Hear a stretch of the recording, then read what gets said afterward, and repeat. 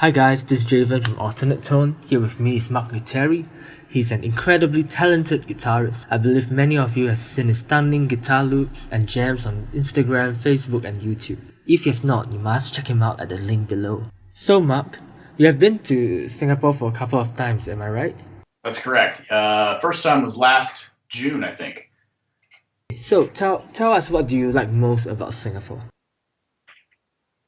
It's a really beautiful city, definitely physically. The skyline is incredible, and you have that crazy. I can't remember the name of it, but it looks like the three boats that are standing on the end with the. Oh, that's Marina Bay Sands. Yeah, that's so wild, man. And then like there's that forest and stuff. So it's a really beautiful city. The people are very, very nice, and the food is incredible. Most of the time, we just would stay out really late and eat.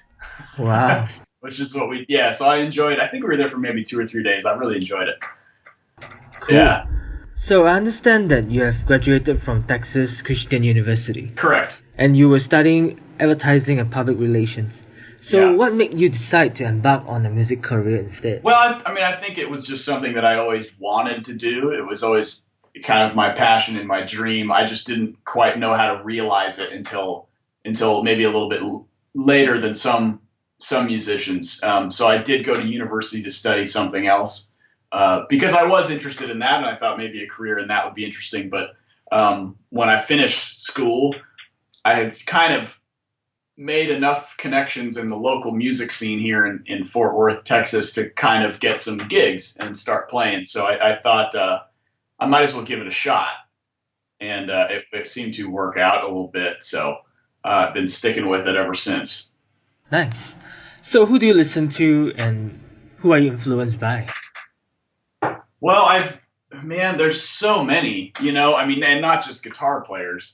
But some of my earlier influences were definitely guitar-based rock and roll, Jimi Hendrix and Eddie Van Halen and Joe Satriani and guys like that. And then as I got older, I got into Prince and Stevie Wonder and James Brown and Toto and Michael McDonald and Steely Dan and I listened to almost everything. Listened to a lot of gospel music and gospel guitar players and things like that, and it all just kind of it serves two purposes in that it helps me with my own sound, but it also helps me be able to play other sounds in case I need to do that for a session or something. So share with us, what is it like to tour and perform around the world? What's the best part of it and what's the worst part of touring around the world? Sure. Well, it's definitely a blessing, first and foremost, to make a living doing what you love to do, and of course, the best part about playing around the world is getting to go around the world. I've seen places that I would have never thought I'd ever go to. I've interacted with people that I never thought I would ever meet. And it's fun to share music with people that want to receive it and make connections, beyond just your own area code, So that's the most fun for me, especially, that and just being on a stage where I get to play really loud, But of course, the part I don't like about it is being away from home. I'm married and we're about to have a kid. So there's that. Yeah, thanks, man. So there's that balance, and occasionally, depending on the tour, it can wear you down. It's a lot of traveling, a lot of flying and driving and getting up very early, and not a lot of sleep. Sometimes you eat at very strange times. It's hard to stay in shape, and sometimes it can just be boring. If it's the same thing every day, it can get boring, but most of the stuff I do, thankfully, is not boring. So there's my answer. So how is it like working alongside with pop artists such as Eminem, Philip Phillips, and Adam Levine? What was your most memorable collaboration? Well, the interesting thing is with Philip Phillips, I toured with him for a little while. Oh, wow. And so that was a lot of fun. We played, it was, a bunch of shows with his band. He has a great band. And I was filling in for a friend of mine who had to leave the tour to go do another tour. Oh, really? So I came in and kind of finished the tour, and so that was great. I loved Philip's music. He's a great guy to work with, and it's basically like a rock and roll show. Like there's a guitar solo in every song, kind of thing. So that was quite fun. The stuff with Eminem and Adam Levine, that's an interesting story because I actually never met them. I did that session for a producer here in Dallas that was producing that project for 50 Cent.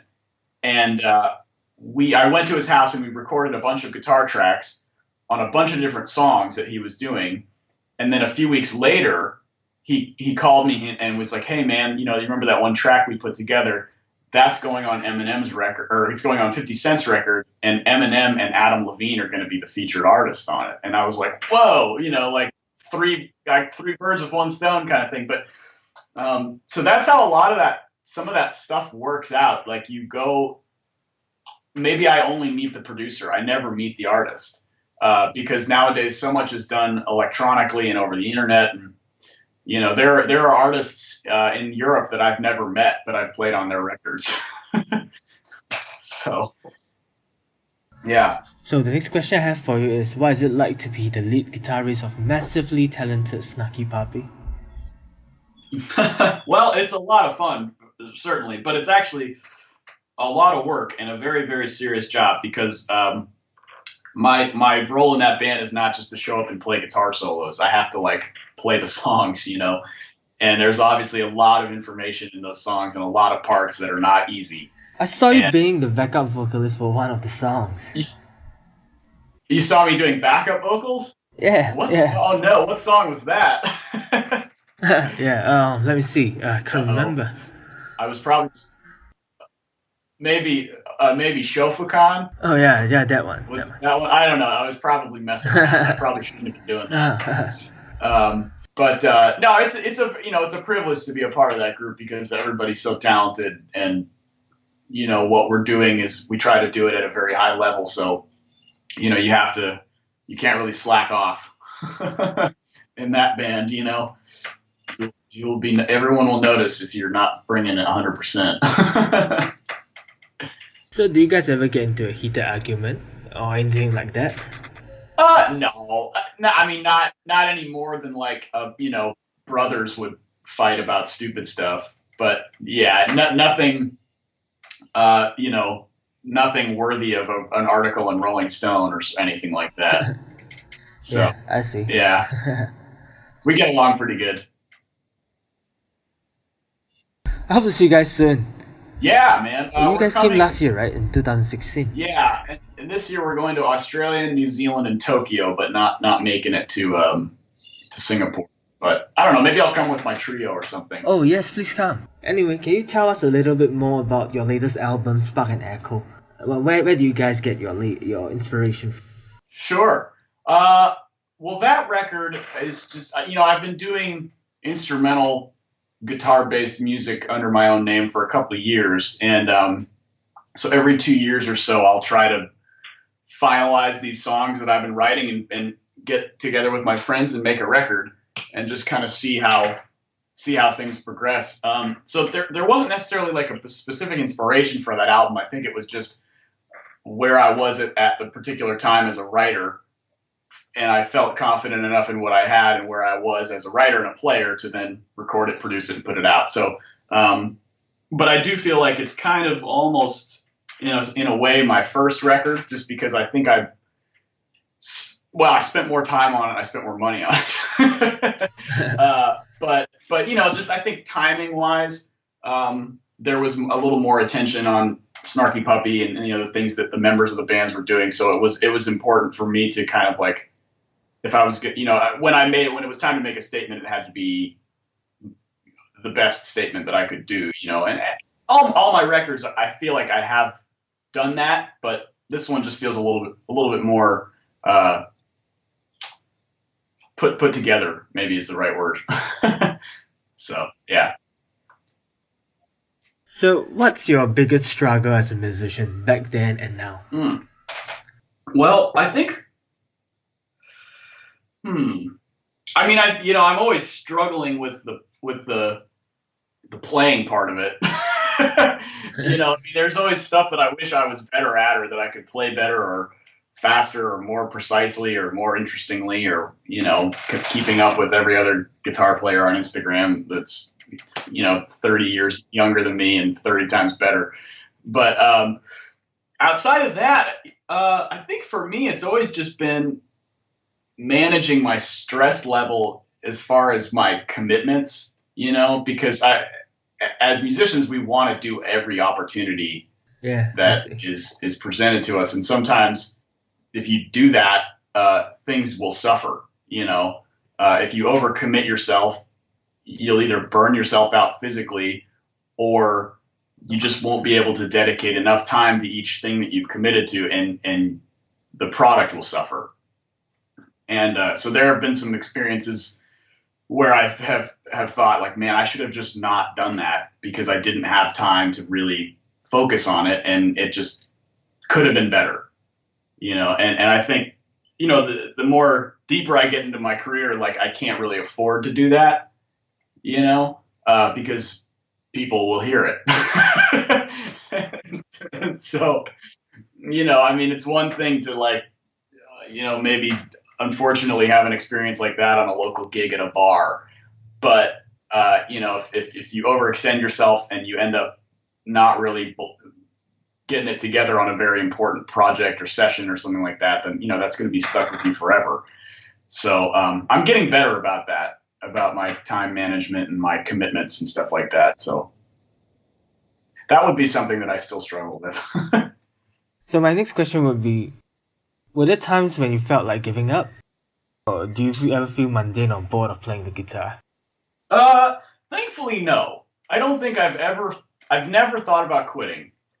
At least not seriously.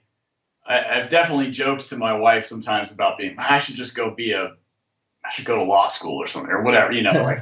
Oh, yeah. Because it is the one thing that is tough about playing music is that, like, you don't get paid vacations. So if we want to go do something as a family, I have to just not work. I can't just tell my boss, like, hey, I'll be back on Monday, and know that my salary will still continue.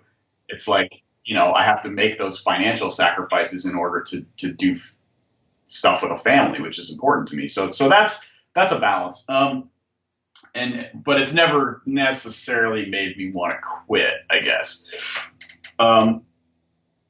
Occasionally I'll get in, like, playing ruts, where I feel like everything I'm playing sounds the same. And if that's the case, I'll usually just take a break. Yeah, I see. Or just consciously, like, stop trying to play. Like if I'm playing something and I'll know if I'm in a rut, and I'll know what I need to not do, So thankfully, I guess I was given that filter intrinsically. So tell me, what's your biggest breakthrough so far? Well, I think, joining up with Snarky Puppy all those years ago was a good thing. I'm glad that happened. Obviously, because that's not something that I really was ever expecting.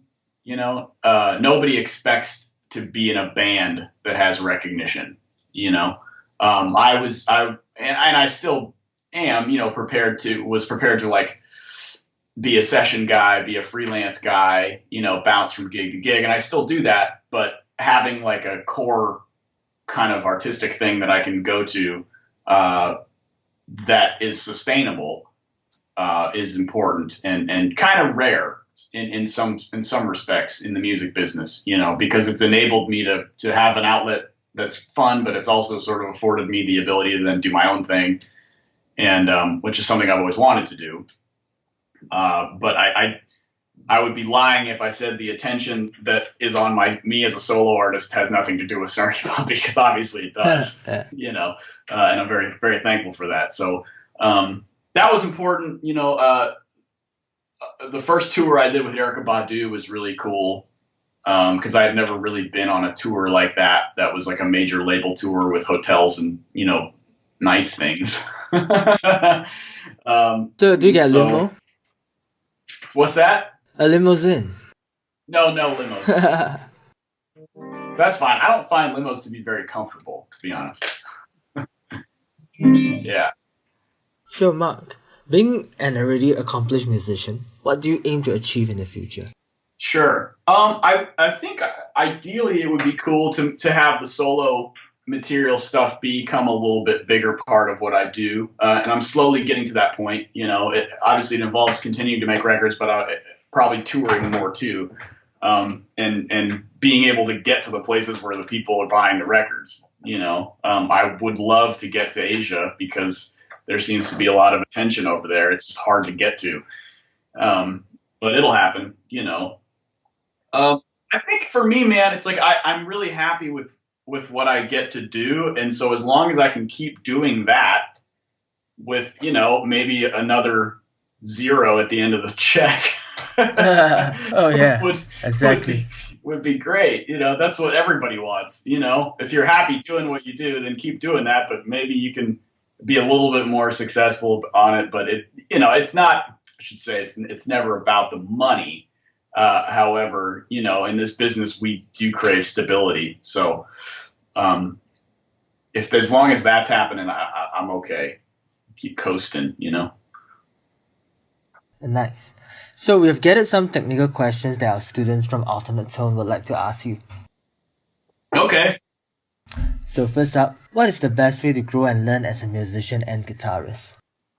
Well, I think for me, it's been surrounding myself and playing with musicians who are better than me. Uh, and I understand like the degree to which you do that depends on a lot of factors: where you live, who your peers are, this, that, and the other. But it's not impossible.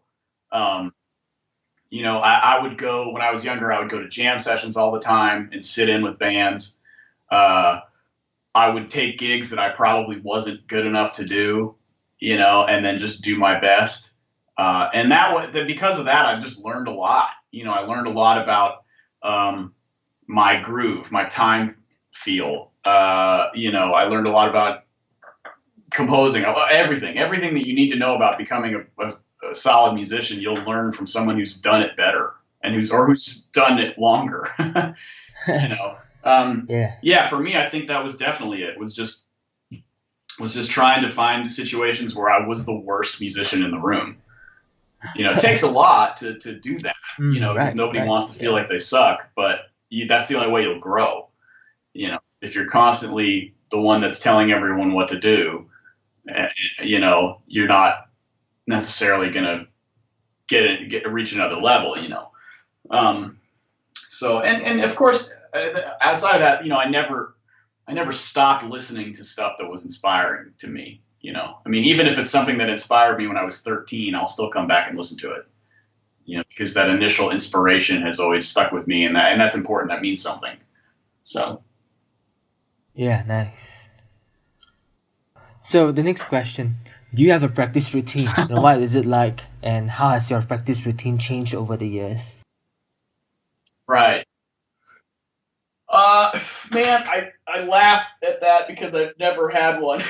I definitely practice. I'm always playing something, but it's very, very rarely is it focused. In that, like, I think, well, maybe when I was a little younger, like maybe in my high school days and my teen years, I did focus on a few things. Like I had a teacher back then that was very into teaching the modes of the major scale, Lydian, Dorian, all that. So I was really inspired by that, so I practiced that stuff. And then, every now and then I'll go through little phases where I want to focus on something really technical. But for the most part, it's very scatterbrained. It's just like, I'm going to pick up the guitar and see what happens today kind of thing.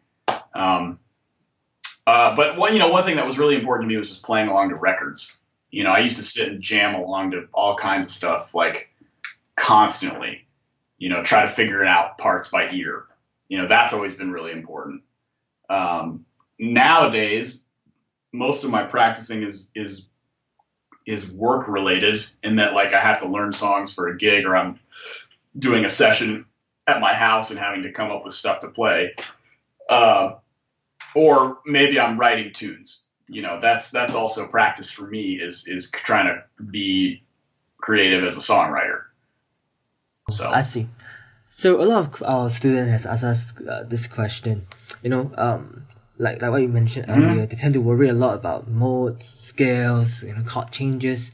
So the question is, when improvising, do you just play what you hear, or do you follow chord changes? What do you do to worry less when you're improvising? Oh, sure. That's a really good question, man. Yeah, I do follow the chord changes, but I also kind of let my ear dictate maybe what needs to be said. I think because that's kind of like, that's what phrasing is having these succinct musical thoughts that you're portraying and you're playing, But yeah, it's hard to, well, I should say this. Certain kinds of songs, you can ignore the changes. Like sometimes if you have like a rock song or something, or a pop song that's like, a very simple kind of thing, you could play an A minor over that whole thing because it's diatonic, and you could play A minor pentatonic blues over that whole thing, and it would sound great. But if you want to like work the changes, you can throw in like some F major or F Lydian arpeggios. You could throw in maybe a diminished run going back to the A minor, which isn't really a change, but you're implying that it's doing this.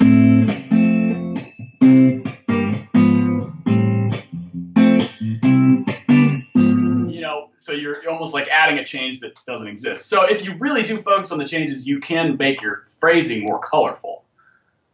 So don't be afraid of the changes. Doesn't mean I'm not gonna be like as I go. There were giant steps or something. I can't play any of that crap. Too many changes in that song. Yeah. So how do you develop the skill of improvisation? This is like the most popular question. Sure. Yeah, no, that's a good question, man. How do you develop improvisational skills? I think the best way is just to use your ear and listen. And I don't just mean like, it's sort of like a cop out of an answer, but like, I think especially if you're playing with other people, which hopefully you are, listen to what they're doing and have that kind of inform the way that you are improvising. If the drummer is playing a particular pattern, or the bass player is doing something, or the keyboard player is doing something rhythmic, you can let that influence how you improvise. It'll influence your rhythm. If the keyboard is just adding like an extension on this one chord, like that could inform the melody that you choose to play.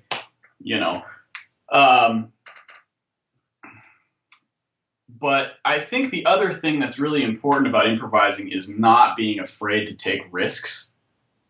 It's okay if you make a mistake. You can learn how to make those mistakes sound musical.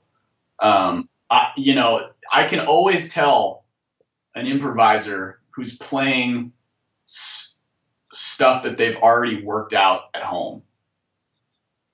You know what I'm saying? Like if I know when I hear it, when a guy like, he plays a really cool lick and I'm like, okay, cool. But then like the next 4 bars are him trying to find himself before he can set himself up for the next really cool lick. And when I see that, I'm like, okay, you practice those 2 licks at home, but you don't know how to put them together while you're improvising because you're not improvising. You're just regurgitating something that you practiced. Improvising is where you go to play those licks and you don't quite do it the exact same way that you practice at home. You come up with something new and different because of the musical situation that you're in. You're letting the music inform those things that you practiced rather than letting those things that you practiced inform the musical situation. Does that make sense? Wow. Yeah, that totally makes sense. Yeah, totally good answer. Okay, Mark, show us some cool licks and stuff that you want that our students might benefit from. Okay. Well, I've been messing around with like the whole tone scale a little bit, and kind of like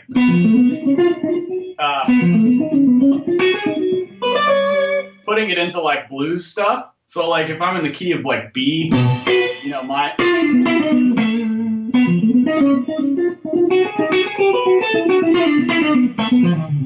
So you get like, you throw in these kind of like whole tone things, but they're done in intervals. So instead of just going, I'm gonna like break it up a little bit, like, and then this will set you up to play like a nice, cool little blues lick. So over like a B dominant chord.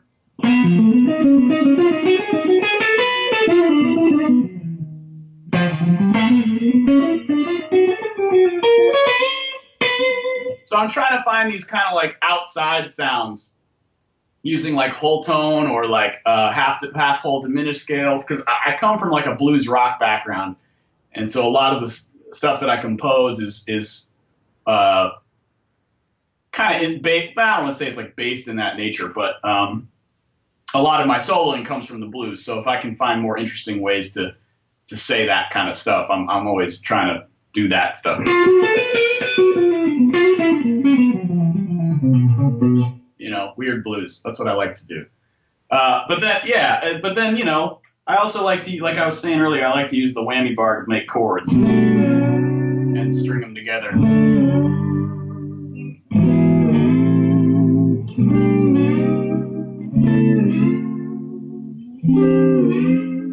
So it sounds like somebody messing with a vinyl record or something. There you go, licks of the day. Lastly, any words of encouragement to young musicians and artists starting out there? Sure. Well, always make sure you're having fun doing what you're doing, because music is fun. It's enjoyable. It makes people happy, right? I mean, even if you're playing like death metal or something like that, where the idea is to be upset all the time, you still enjoy it. So don't ever lose sight of the fact that music is a gift and it's something that can be enjoyed, because when you pursue it as a job, there's lots of stuff that's not enjoyable. You know, and that's a whole other interview. But I think the thing that's kept me going is like, I just love to play the guitar. I love the way it sounds. I love the way it feels. I love being able to make it do weird things and make music with it. And I think as long as you've got that and you're in the forefront of your brain and everything that you go forth to do, it'll keep you inspired, and it'll keep you from feeling like you've made the wrong choice in life. So have a good time all the time. That's from Spinal Tap. Yeah. We hope to see you in Singapore soon. Oh, sure, man. Yeah, I'd love to get there. And once again, thank you so much, Mark. And be sure to follow Mark Lettieri using the links below. Thank you for watching.